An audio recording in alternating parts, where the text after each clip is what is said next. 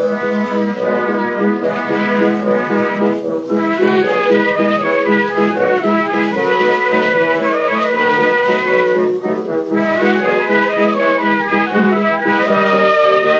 to Loremen, a podcast about local legends and obscure curiosities from days of yore. I'm James Shakeshaft. And I'm Alistair Beckett-King. And Alistair, we've got a deputy with us today who is joining us live all the way from Japan. Yes, it's the host of Uncanny Japan, Thersa Matsuura. Yes, and we have got some pretty spooky yokais and some pretty disgusting yokais. Really nasty yokai.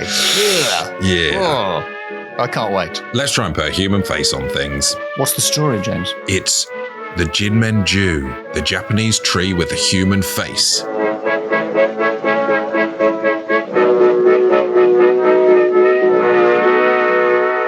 Alistair. Yes, James.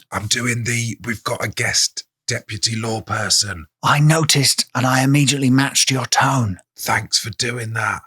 I mean, shall we just get her on? Let's just get on with it. Yes, it's bad for the throat to maintain this level of stage whisper. Definitely. Well, it's Thersa Matsuura, author and podcast host of Uncanny Japan, which is a podcast about uncanny things in Japan. In Japan, of all places. Of all places. Welcome, Thersa Matsuura, to Loremen. You have been deputized. Hello, Terry. Thank you. Thank you. I'm calling you Terry to suggest a familiarity, which we don't have, but the listener won't know. Everything's okay. So nice to be here. Thank you for having me. Oh, you're very welcome. Thank you for coming on. And you are actually right now live from Japan. Live from Japan. Yes.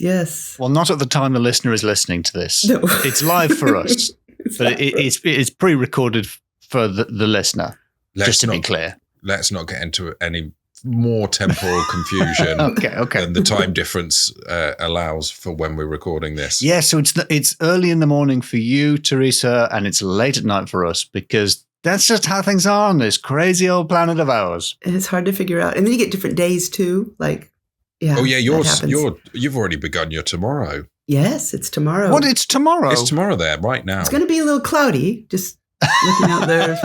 Is everyone speaking Japanese tomorrow? They are. Okay. Thought so. Turn on the TV. It's going to be wild. So you whereabouts in Japan do you live? I live in Shizuoka. It's kind of right under Mount Fuji, about an hour and a half drive. And if you look at the Big Island, it's right in the middle. It's like the nicest place because it doesn't snow. We've got mountains. We've got ocean. Yeah, Shogun, the movie or the TV show that's going on, we're very close to where that took place. So, wow. Yeah. I'm expecting a lot of tourists to come very soon, more than now, because there's a lot now too, but see all those places. Oh, yeah. So I think we've used the banana analogy because we've done the story of William Adams on the podcast before, who is the sort of inspiration for the Shogun. Mm-hmm. We noticed that the TV adaptation doesn't mention all the penguins that he killed and ate on his way around the world. This is what's the shame about losing DVDs is that we lose deleted scenes and we don't get to watch him with like an animatronic penguin just battering it.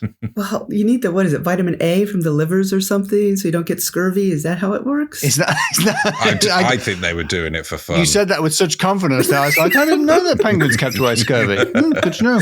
I could be wrong, so don't go eating penguins, but just in case, if you ever feel a bout of scurvy coming on, and there happens to be a penguin. That's why English sailors are nicknamed penguins in Japan. They call us pingus. Because we were always chewing on a penguin to keep away scurvy. The listener might want to jump back to the double episode we did about William Adams to make any sense of that penguin nonsense. I don't know if they'll get sense, but they will definitely get to hear it again.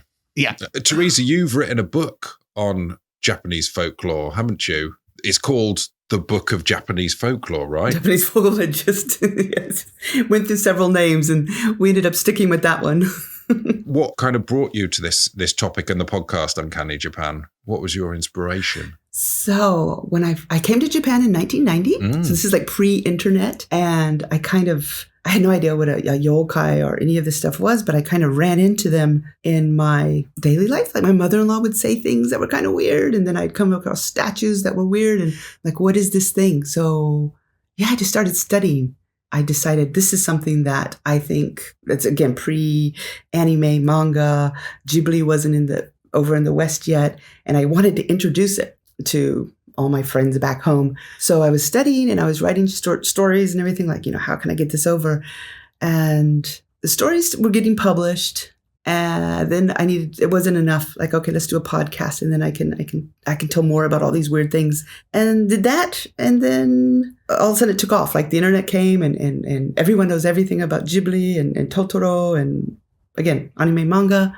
And yeah, so that was kind of my forte. But I never thought about writing a book of folklore or yokai as it is. And then Adams Media came to me and said, hey, do you want to write this thing? And I was like, oh, not fiction, kind of fiction. I could do that. And that's, and I said yes, and really dug into it more than usual. So what is a yokai? A huge bucket. So it's anything like supernatural, otherworldly. Sometimes ghosts are included. Sometimes urban legends are included. They're born of, I guess, the imaginations of these ancient Japanese who had things happen. Diseases cropped up, and they're like, well, what's this? And it must be a supernatural little creature that does it. There's so many, and they've pervaded for so long, even now, like all the mascots and everything in Japan. So it must be something very Japanese. It seems hard to draw like analogies to Western folklore, because it seems to cover like you say, like ghosts and spirits and fairies and gods, or at least the gods of places and things, and all like a whole range of different types of things that would be clearly categorically different in Europe. Exactly. Seem to be yokai. Is that right? Bucket. Just throw them in there. Yes, exactly. It really feels like that. Go big bucket of weird little guys from Princess Mononoke. Great. I tried to say that correctly. Did I get away with it? You did. It was okay, because I was about to say Mononoke like I would normally, but then I thought James is always correcting me. So no. Mononoke. Just try and say it with a northern accent. Mononoke. So thank you very much for coming on. And have you some tales of some yokai for us? I do. So I heard word that you did the Ginmen. Oh, yes. The human-faced dog. We left him alone. That's what he wants. He wants to be left alone. Wouldn't you? I'm a human with a human face, and I like being left alone. So I can only imagine how much dog with a human face would want to be left alone. For the newer listeners, yeah, the Ginmen we covered in an episode with the comedian Yuriko Katani, and it's, as far as I recall, it's a dog with a human face. I'm picturing the face of Noel Edmonds, but I think that's based on one of your illustrations, James, and I'm not sure that's canon. I think that's a fair shout. It can run as fast as a car on a motorway. It does green poop and eats rubbish out of bins. And a sighting of it involved someone seeing it whilst it was eating rubbish out of a bin. It turned around and looked at him and said, in Japanese, "Leave me alone." Leave me alone. Yeah. Awesome. Great catchphrase as well. Such a great catchphrase. Yeah. It really is. And in Japanese, it's even better. It just sounds funny. It sounds like an old man kind of like, yeah, get out of here. What is it in Japanese? Hotoike. Yeah, it's kind of slangy, male slangy. But today, we have another human-faced thing. Is it a human? It's not a human. Oh, thank goodness, because no offense, that would be a little disappointing if it was a human-faced human. Human-faced human. No, but it's kind of attached to a human. It's older. So the Ginmen, the dog, kind of is a recent, like I said, more of an urban legend. But this one goes all the way back to the 1600s. There's quite a few records of it. Even in China, I guess, if you want to dig way back. So it probably came from China, but it kind of came into its own in Japan too. So 1600s, 1700s, 1800s, you've got stories written about it. You've got artwork. It's an ukiyo-e. There's pictures of this thing. There's medical records. And there's newspaper articles. I even found a newspaper article about it.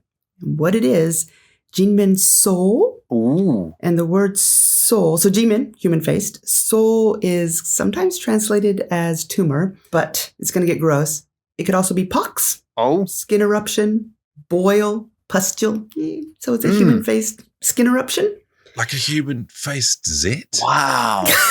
but big, like really But big. bigger. It grows. So it starts out, the story seems to be that it starts out, you wake up one day and you're like, oh, there's something on my knee. That's strange.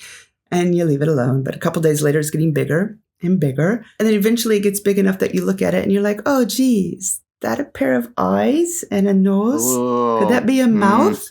Does it have ears? And you go to the doctor, and it seems like doctors can't do anything about it. They just poke and take notes, which, again, it's in medical records. Like a doctor actually wrote down that it had 2 ears and closed eyes. What? Yeah. So it's very on the, is this made up or is this yokai, real thing? I don't know. So yeah, there's real medical records of it. Doctor can't do anything. Send you home. You go home. Do you both get a lollipop for being brave? Or is it just you? Should. That is, yes, because what happens is when you go home and you're drinking to numb your pain of having this face on your knee, or could be anywhere, usually knees, but it could be shoulder, stomach, wherever. You think to yourself like, oh, wouldn't it be interesting if I fed or gave a little sake to its mouth? Oh, I know, right? No.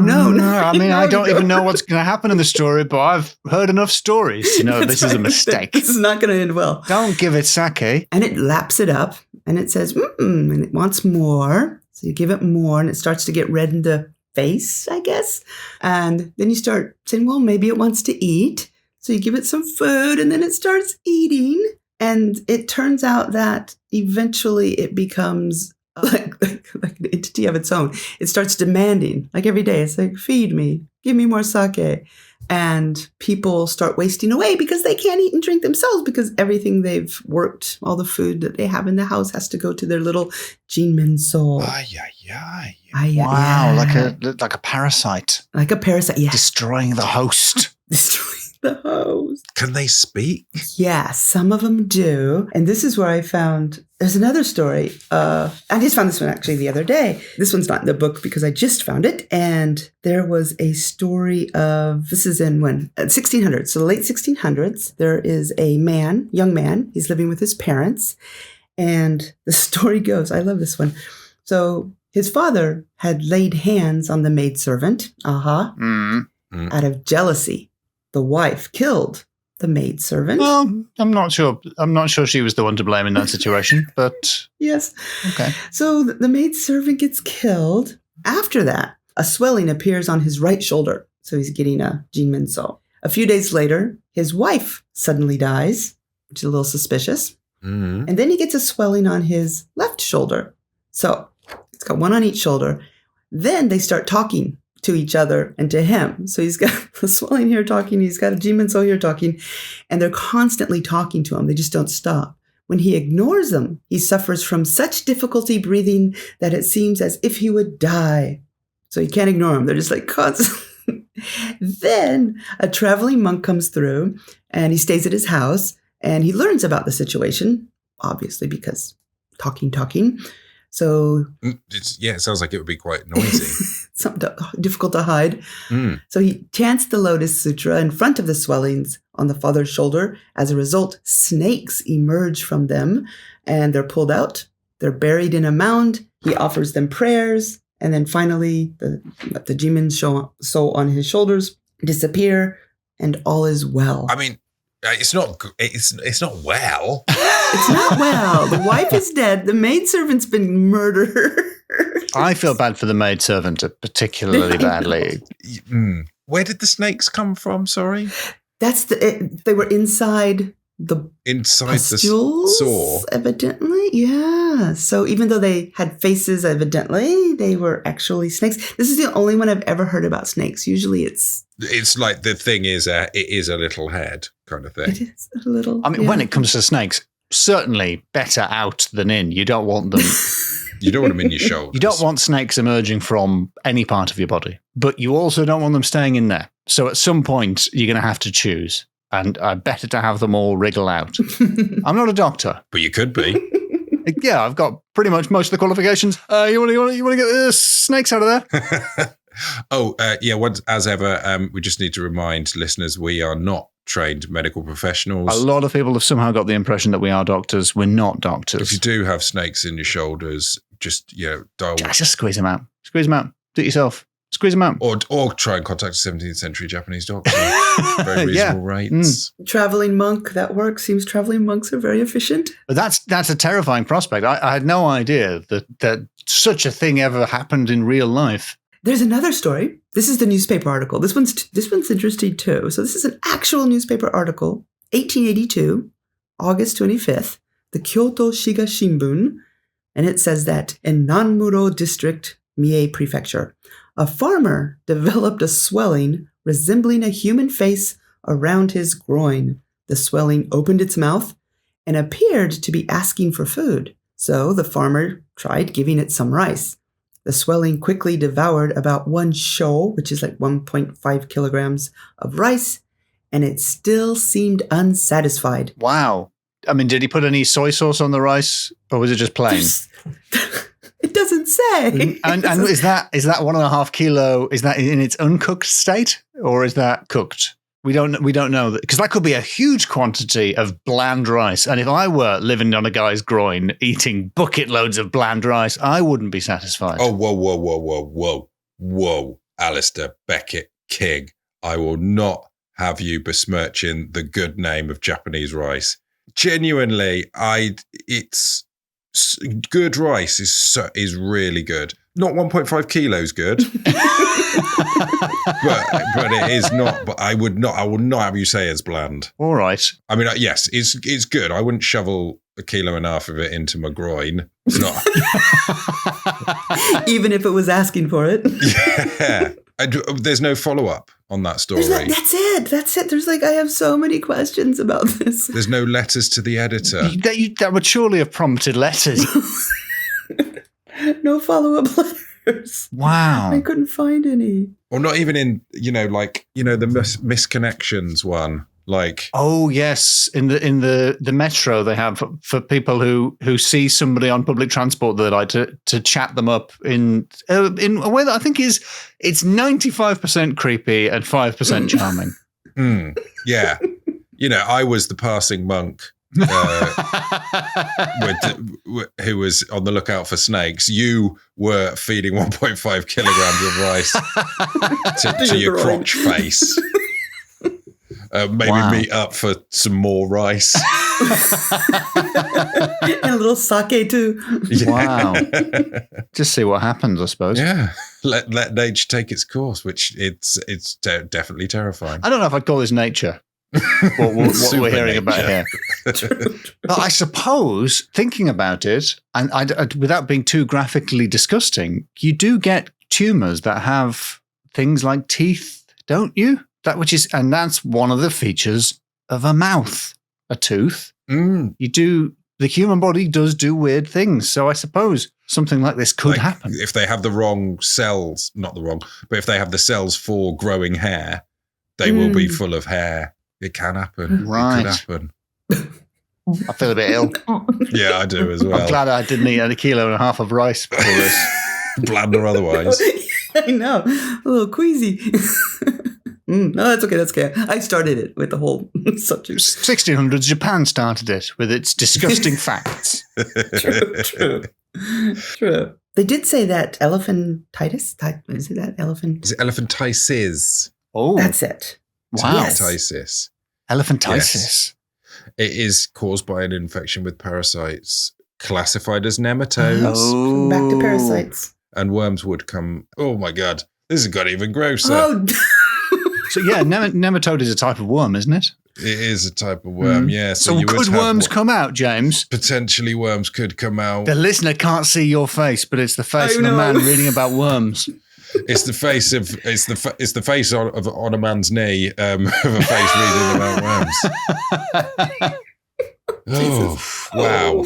Turn Google Images off. This is horrible. I thought this was all going to be fake supernatural stuff, but now I'm realizing this is just hard, cold science, and it's disgusting. Oh, yeah, it turned that way, didn't it? I thought with the Japanese faces on things, we'd reached a low of a human-faced dog eating rubbish out of a bin and doing green poos.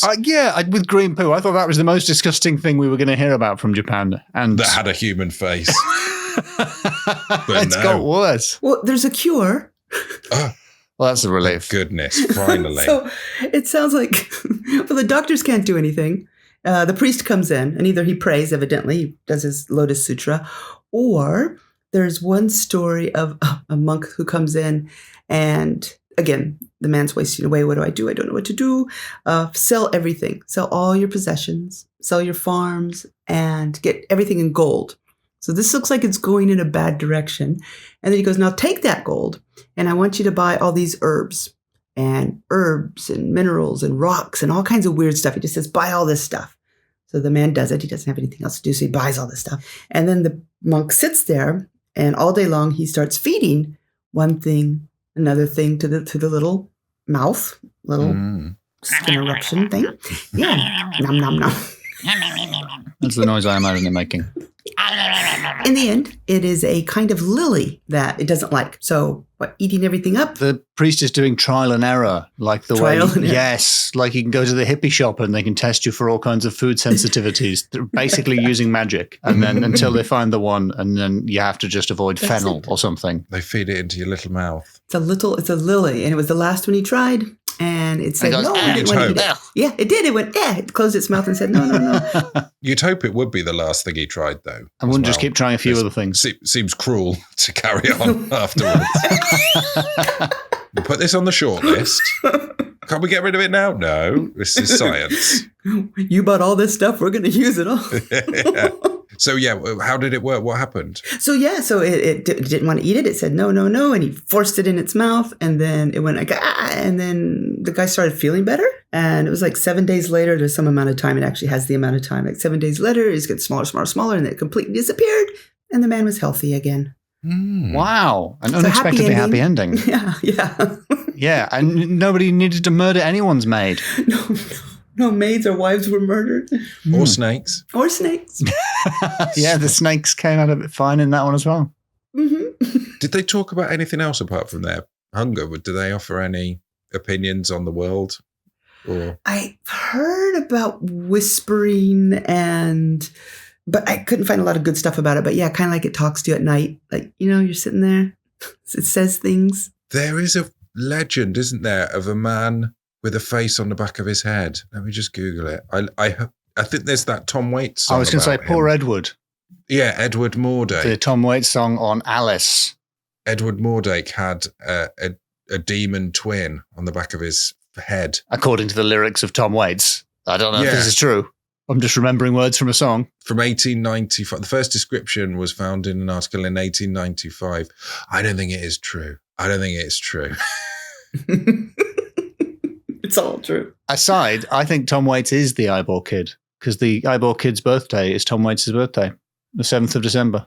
What does the eyeball kid do? He's just an eyeball on a I assume on a cushion. I don't actually know if that's canon. He's just one big eyeball who's very popular. He makes it to Carnegie Hall with his act, which I think is just being one big eyeball. We have one of those in Japan too. To be fair, it's one of Tom Waits' weirdest songs. There's a Yokai though that is an eye, isn't there? That's what I was going to say. Meidama Oyaji. Yes, it's just an eyeball. He's got 2 little feet though. Well, that's probably what the eyeball kid was. It does look young, to be honest. That eyeball. It does look like an old eyeball. Yeah, it's around the eyes, isn't it? That's where you show your age. But the eyeball itself, very youthful. But does grow, just to squash that rumour. Yeah. Oh, so your eyeballs do grow, do they? Yeah, babies aren't born with human-sized eyeball. I mean, that's that's a real anti-baby human, stance. But yeah, I've revealed myself as being very anti-baby. Shake shafting, babies aren't human, shock. How dare you? I want to distance myself from James's comments. I'm pushing my pro-toddler agenda. So we've got dogs, we've got tumors. Do any other yokai have relatableness? Can we put a human face on any of these demons? There's human faces. It's jinmen, which is fruit on a tree. And it's a tree that has little heads. And they talk. They do a lot of talking. Really? They laugh at you when you walk by. Like the flowers in the Disney Alice in Wonderland. They were real mean girls. Were they? I haven't seen Alice in Wonderland in a long time. What are they like? Oh, they just had a go at her and were like, "Oh, you're not very pretty, are you?" Look at her. They were like, "Look at her petals; they're rubbish, and her leaves are all wilty or something." They were really quite tough to the poor girl. The ones in Japan, if you make them laugh too much, they fall and shatter. Oh, so if they were mean, you could just make them laugh, and then they fall, and then they're dead. Yes. Wow. Good. That's like the ultimate heckler event. That would be how you would crush a heckler, by making them laugh so much they fall off a tree. I have had an audience member fall off a chair before, and it's actually more disruptive in a show than you would think, James. It's not ideal. Were they a human-faced apple? Because I imagine that is even more disruptive. They were a human-faced human. Oh, okay. They were holding 3 pints. Oh, wow. That's pretty good. But I suppose they were very, very drunk. All their concentration went into that and not to the maintaining being sat in a seat. Yeah, wrenched the seat, which was screwed into the floor, out of the floor. It was the pints went down me. It was very funny at the time. I mean, it sounds like the guy had talent. Yeah, you got to give him credit, and I think that was his first time falling over professionally. I wonder if he was trying to feed like some kind of growth, like down his If throat. I had a series of mouths, thirsty mouths. If I'd had 3 thirsty mouths on my torso region, they would have been. They would have lapped that right up. Oh, did they say what sort of fruit these faces are? Are they like little? I'm imagining like a conference pear with a like a sort of droopy, jowly face. I think I'm imagining a particular Pokemon who has faces on his fruit. There are Pokemon based off of them. Yes. I forget the name, but yeah. There's a Pokemon based off them.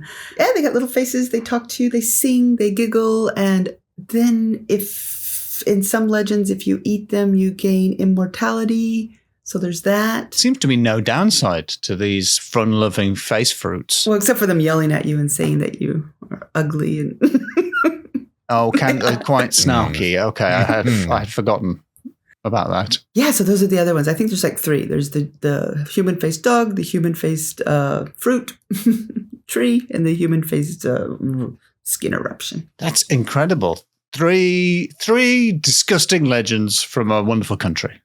Thank you. Sorry about that. No, the fruit weren't disgusting. The fruit were lovely and sounded delicious, frankly. But they had a Statler Waldorf. I'd love to eat a sarcastic fruit. Oh, what are you going to do? Eat me? Yeah, I am, actually. I'm a human. I could easily eat a fruit. We've got an extra human-faced creature for your judgment, Alistair. Yes, please. There's a human-faced fish, and they're called carp. Yeah, they're a type of carp. I've heard of these before. I've seen a video. You can see a video. Are they real? Yeah, I've seen a video. No way. Yeah. Human-faced carp. The markings, and you look down, and it looks just like a face is looking up at you. Oh, looking up at you out of the water.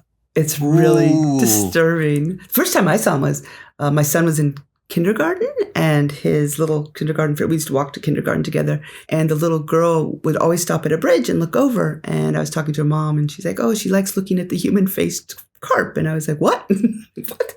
And then she's like, oh, there's one. So that was my first, like, there's a human-faced carp? Oh my gosh. Wow. Yeah. I'm looking at them, and the drawings of them have the happiest little pink faces, like the smiliest little doll's face, but the actual fish look furious. Yeah. They've got an absolutely furious expression. They're kind of like, because they'd like moving their mouth, doing the fish thing, breathing. They just look like they're muttering away, moaning away, don't they? Like, So you've seen them? Yes. And if you go to a lot of carp ponds or koi ponds and you look really hard, they surface sometimes. Like they just randomly are there. So it's not like just one area. So keep your eyes out, and you can spot one sometimes. Some are better than others. Some are like very, very human faced, and some are like, that's a little human faced. Maybe not. This is not a blobfish we're talking about as well. This is a pond fish that near the surface. Koi, yeah. I was sad to learn that the blobfish doesn't look like that. You know the way the blobfish looks? That's what it looks like if you bring it up to the surface because it lives under such pressure. That's it. It's sort of explosively decompressed. Oh, is it much more taut? Yeah, it's all Botox down in the depths of the sea, and that's only when it comes up to the surface. So it doesn't look, that's why he looks so miserable. He's like, I don't live here. This isn't my house. My ocean area, the beach near where I live is very deep, evidently. It's a beach. And I was always told you never swim there. And I didn't know why it's a beach. I'm just going to wait. No, you can't because it drops off.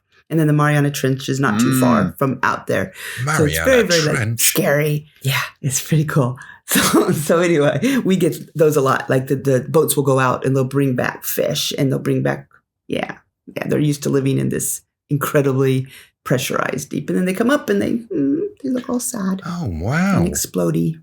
Same thing happens to guys when they stop working in finance and they move out to the countryside.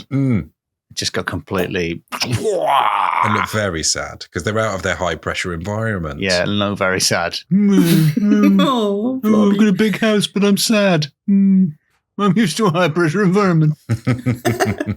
How many is that now? That's 4 fantastic, revolting, and very weird human-faced things from Japan. Thank you so much. You're welcome. Should we score? Let's do it. Do you have some categories for me? Well, Terry, I advise you to, I think we should begin with naming because all the names are Japanese. So Alice is going to feel a bit guilty about marking them down. Hopefully, fingers crossed. Okay. Also, fingers crossed he can't hear me right now.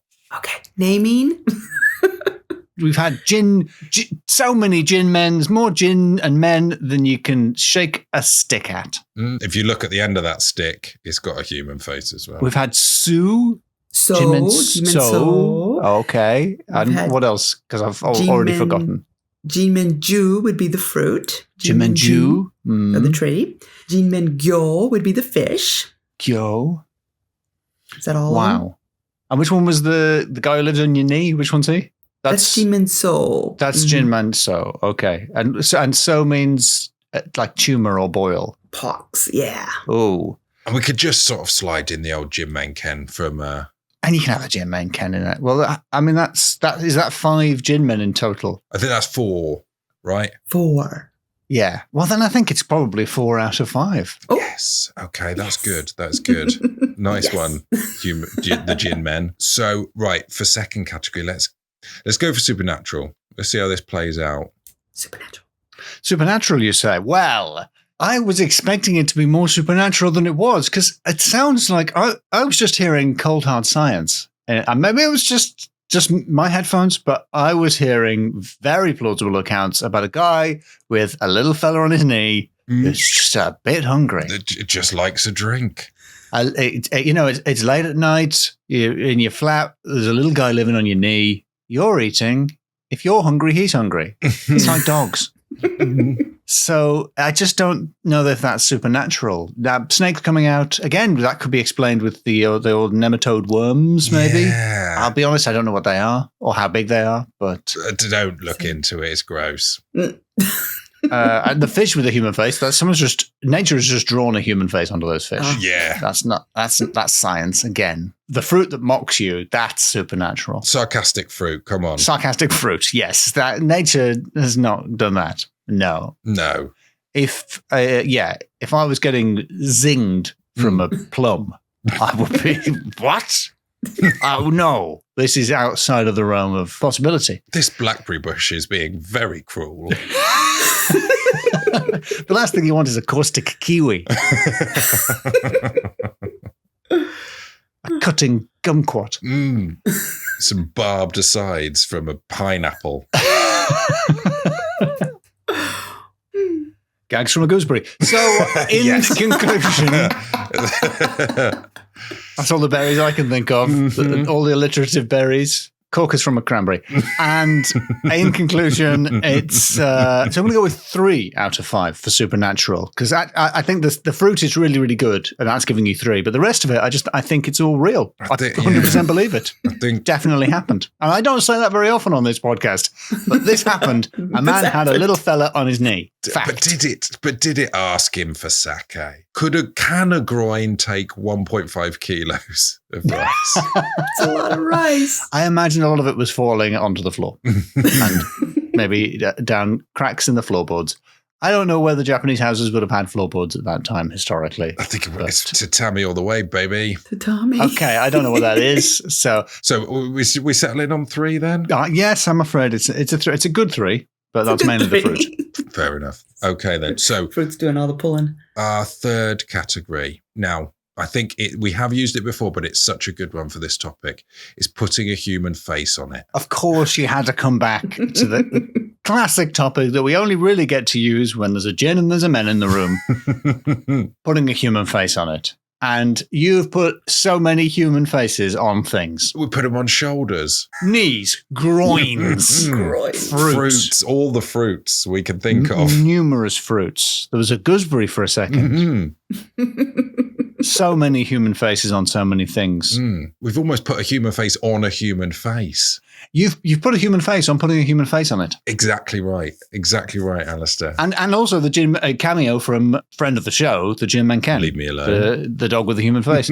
So it's 5 out of 5 for a human face. And if I were writing it, I'd be putting like a little eye and a mouth on the 5. Oh yeah, give it a human face. Yeah, the round bit's a nose, isn't it? And then I would make that the nose. Yes, a big eyebrow. Bulbous nose. Yeah. I can picture it. The top is the eyebrow. Yeah, you've got it, James. 5 out of 5, a solid 5 for putting a human face on it.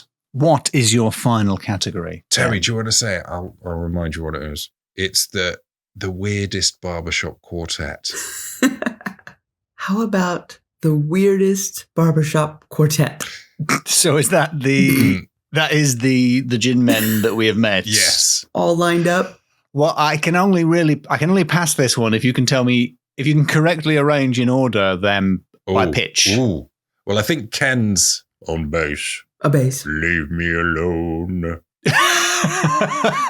Leave me alone. Yes, that's a deep bass baritone, yes. I would pick the saw next. You know, the tune of the growth. The saw. Oh, yeah. So we Ken, saw, and then what's the fish? I would have thought perhaps that would have been kind of a very high kind of... I'm thinking the fruit for that. Yeah, I was thinking fruit for high, yeah. Yeah, of course. The fruit's going to be the cutest. So what they call it? So we've got Ken, saw, what's fish again? The fish, gyo. Ken, saw, gyo. The fruit one? Ju. Okay, now could you just sing that beautifully for me, James? All at once, all 4 at once. All 4 at once. You can do it in the edit. Leave me alone, leave me alone, leave me alone, leave me alone. Well, the second one should have been give me some rice, but okay. Give me some Yeah. Leave me alone. Give me 1.5 kilos of rice. I'm simply a fish. I don't like your hat. Suit you. Did we both do the same put down from the fruit? We've been recording this podcast for too long. And you'll put auto-tune on my ones to make it sound better, right? A shocking bad hat. Nice. Yeah, well, I was going to say 4 out of 5 barbershop quartet, but I'm going to make it 5 out of 5 just because you did it. You went, you were the fifth, like the fifth Beatle. Yes. You were the George. What's his name? George. You were the George Martin of that group. Coming in, playing a little bit of piano. Yes, well done, James. 5 out of 5. Yes. We did it, Terry. We did it. You did it. We got 5 for something that could so easily have been a 4. We broke the system. It's the 5th Beatle that did it. Thank you. Thank you so much for coming on the pod, Thersa. Thank you. Would you like to remind our listener the names of your... I mean, you've written a lot of things, but is there anything in particular you'd like to plug again? So, the Book of Japanese Folklore, and it's a great title, An Encyclopedia of the Spirits, Monsters, and Yokai of Japanese Myth. That's the new one. Is that out now? Is that coming soon? Is it available for...